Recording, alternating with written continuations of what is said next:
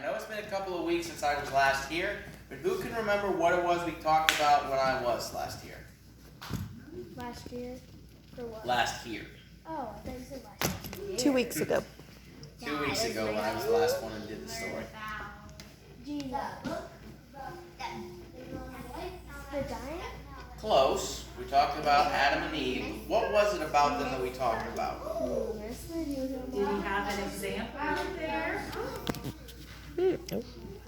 Alice? Exactly. They betrayed God. They sinned. And when they did that, they sort of polluted everything God made. So, as a result of their sin, they had to leave the Garden of Eden. They were no longer able to just have everything provided for them. They now had to work in order to get everything they needed. So, what's the first thing that Adam does? Eats apple. He learns how to farm. So, yeah, he did that. But we're talking after they've left Eden at this point. So Adam, actually that's pretty close. Adam and Eve plant the first, probably the world's first farm. We don't know exactly what it is they grew, but we know that they started growing plants so that they would have the food they needed to eat. We're on to a new story. This is after that. Also, Adam and Eve learned how to look after animals. Specifically, we know that Adam took care of sheep. Now, they didn't eat the animals back in those days, but sheep were important because they would need the wool that they made to make clothes. So Adam would have learned how to do both plant and harvest crops and look after sheep, maybe a couple of other animals. And eventually, Adam and Eve would have kids of their own. The oldest was named Cain. Now, Cain was I think probably the best way to describe his personality would be sour. He was the type of guy that always saw the glass half empty. I mean, if the guy had a smile on his face, you had to assume something was wrong. He was that kind of grumpy. But Cain, he saw the work that his dad did. He went right to the work, and he decided instead of doing both things, he was going to specialize. He went full on into farming. Probably figured out how to plant a few things that his dad hadn't. And he did a great job at being a farmer. Then the second child that Adam and Eve had was Abel. Now, Abel was probably Cain's polar opposite. I mean, Abel's glass was always half full.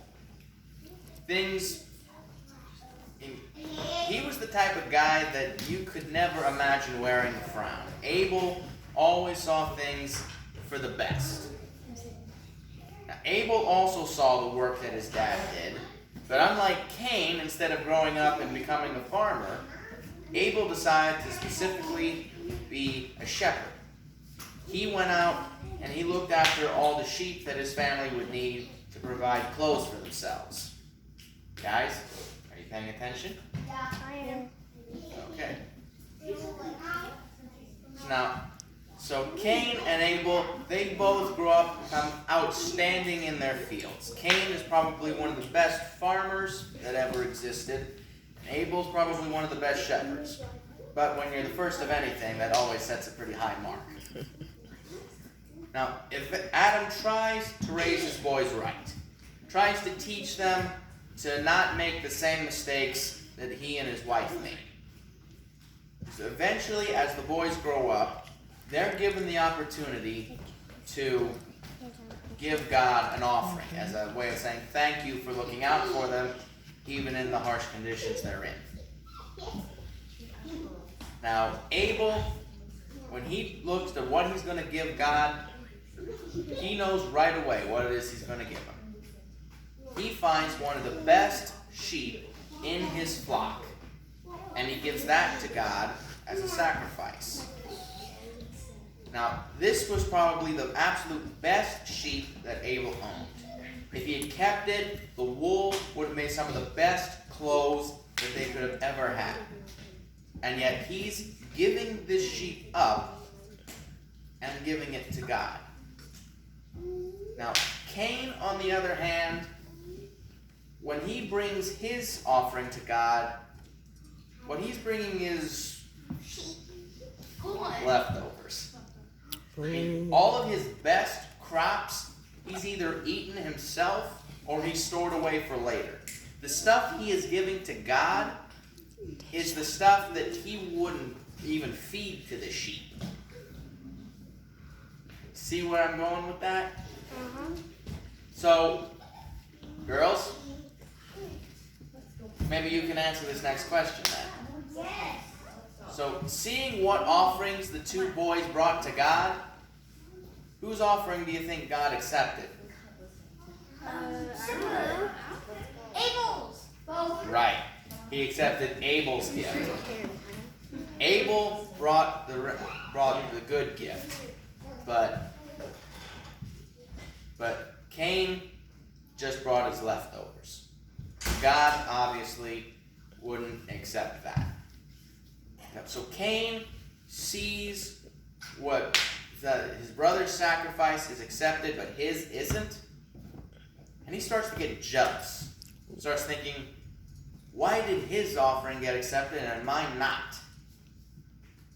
Well, God actually goes to Cain, and he says, it's not your brother's fault here, Cain. The reason I didn't accept your sacrifice is because your heart isn't right with me. Get your heart right with me, and there won't be an issue like this anymore. But Cain doesn't listen. Do I need to separate you boys?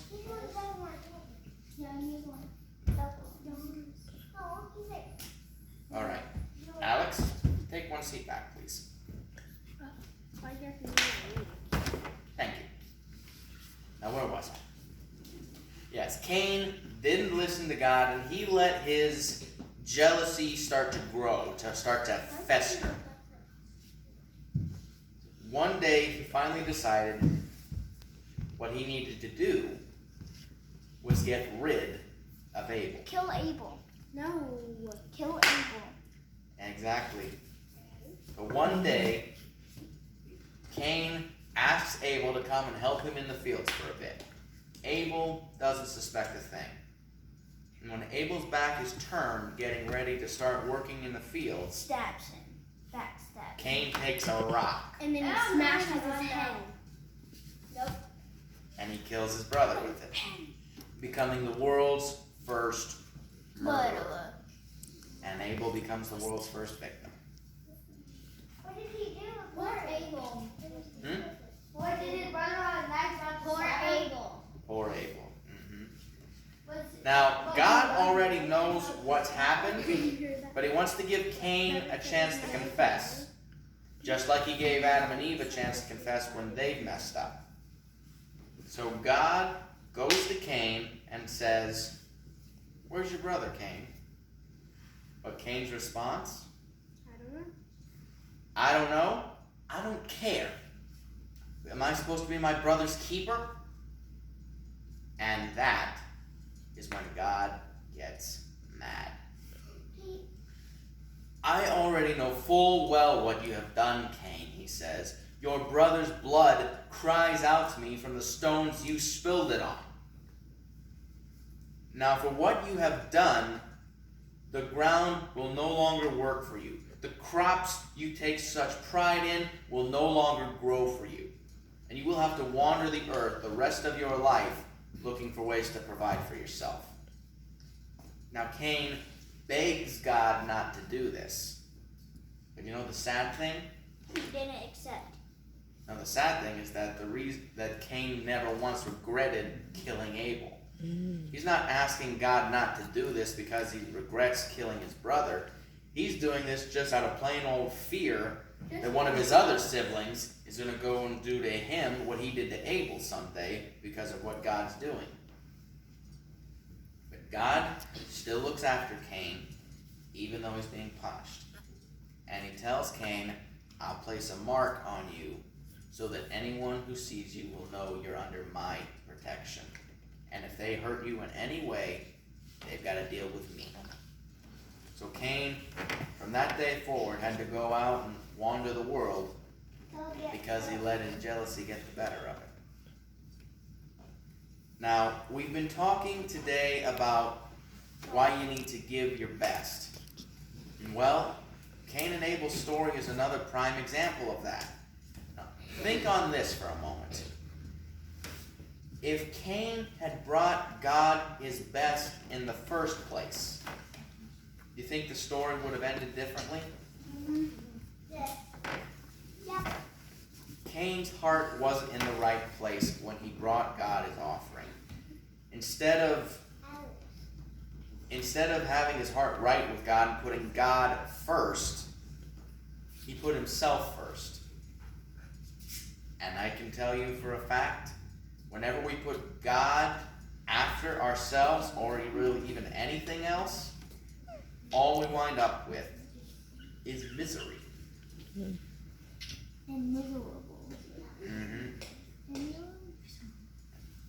All right. So that's our story for tonight. Now we can